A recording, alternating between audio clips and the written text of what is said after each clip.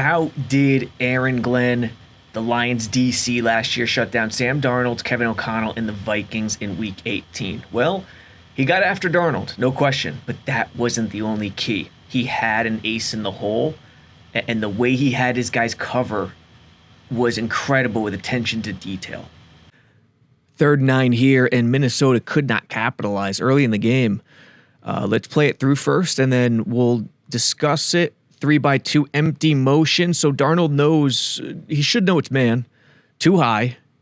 Man with too high. And, it's pretty transparent. And Darnold faced this against Glenn all day.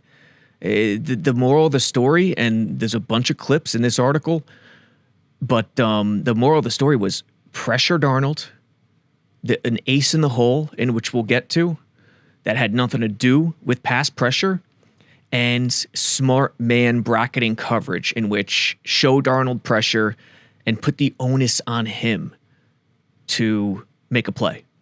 And Glenn knew his opponent. Let's play it through here. Too deep.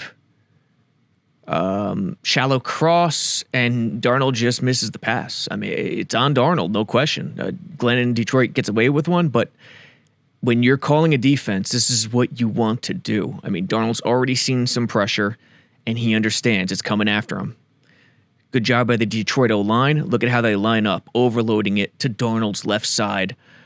Interestingly, opposite of Justin Jefferson, who's down here, stacked with Hockenson. And watch the safety. Here's the call out. The safety up here, his first move to the inside. And let's watch this safety. Yes, it's too high pre-snap, but let's see their movement. Safety to the inside, rotating as if it's going to be a one high, but it's not.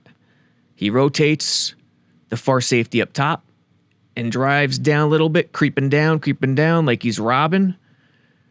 He's really not. I mean, you could technically call it a too high still, but the nuance of him robbing and driving down, potentially taking away Jefferson on the over, is real key here.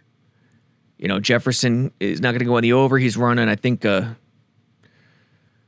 corner in the end. Anyway, Darnold, I mean, he had Hockenson here. He just missed him. So, trail inside with I think it's a linebacker in coverage, but score one for Glenn.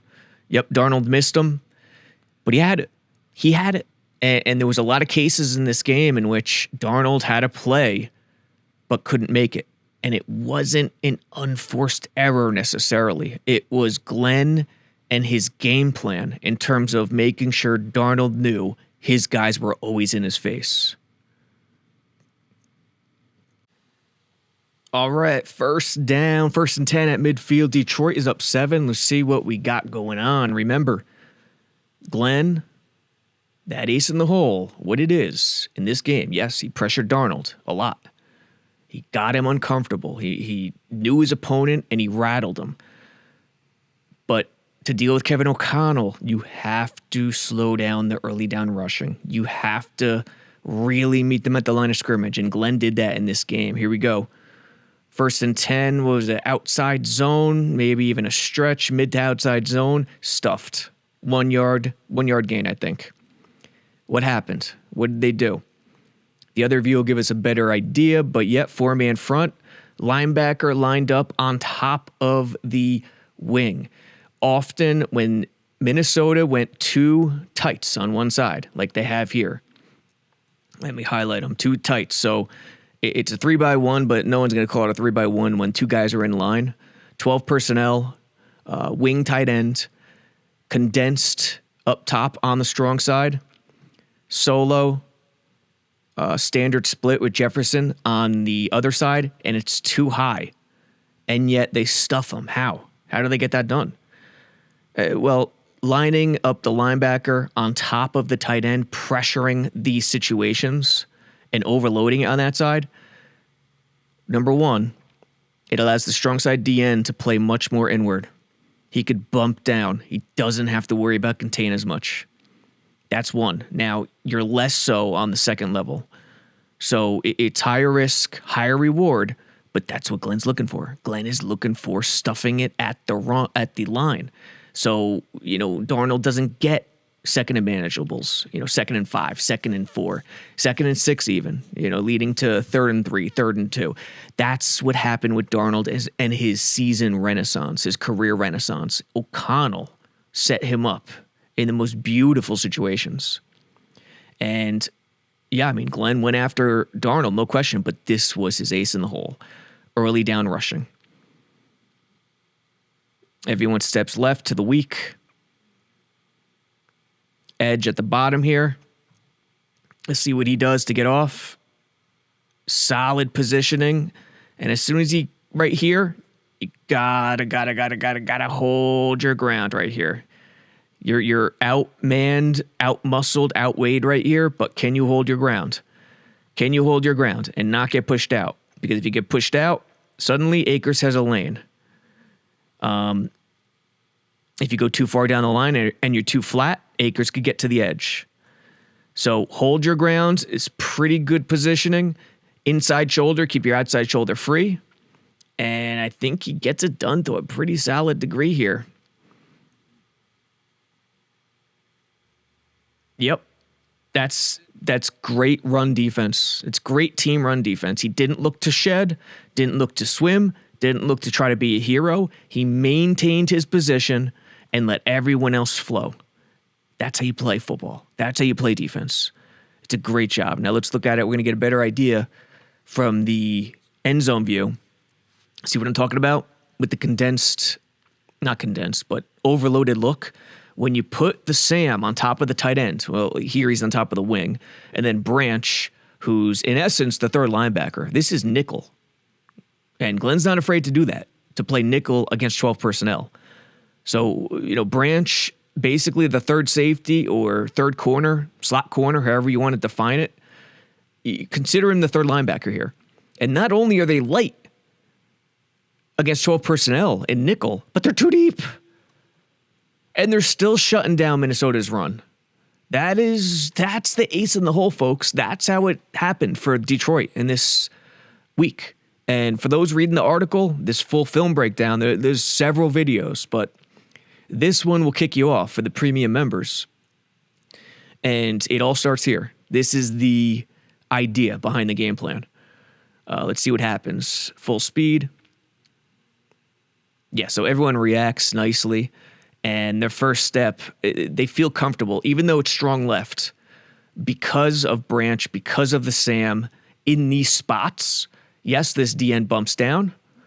He's over the tight end. This guy still, you want to call it wide 9, that's fine. And then you got, who's that, Anzalone? The Mike, is that Campbell? Campbell has Sam on the wing. Anzalone is the Mike. Or, you could call Campbell the Mike if you want, and then Anzalone the Will. It doesn't matter. DC preference. There's room here. So Glenn is setting it up where, all right, let's overload the strong side and then feel comfortable in understanding that Darnold's going to check. Or they're going to call something to the weak side, or Darnold's going to check something into the weak side. Because what he's seeing at the line is this. And then with that, we could slant and feel comfortable in stepping right and flowing and not having to worry about guessing wrong. Because even if we step the wrong way and it comes to the strong side, we should be covered. And that's the game plan. And that was the ace in the hole. Double team on the 2I tech, we'll call them. Double team on the 3 tech. 2I, 3. Over. And Anzalone, no one's on him because both blockers here, they took it. They took it. They ate up the blocks, maintained proper spacing, and played team ball and weren't trying to be heroes. And that is run defense. And that allows Anzalone to be free, meeting him. And that's a great job. So, hey, this was what it was all about to get the party started. First play of the second half, Detroit has the lead here. And, Glenn is still, he's intent on stopping the early down rushes. 12 personnel yet again. There is Branch up at the top. Let's highlight him. So again, nickel still against a heavier look, 2 tight ends. And you know what? If your personnel can get it done, why not? This play, he's not as aggressive. He doesn't have, unlike the previous play, in which there was twin tight ends, Hawkinson's going to motion, basically turning it into twin tight ends.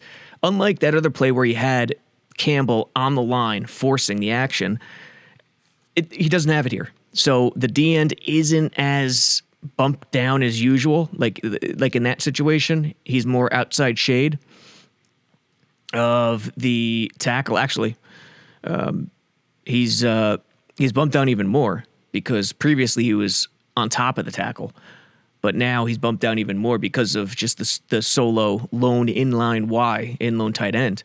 But let's see how it plays out here. It's only a 2-yard gain. Nothing special up front. No special force. Branch on the edge.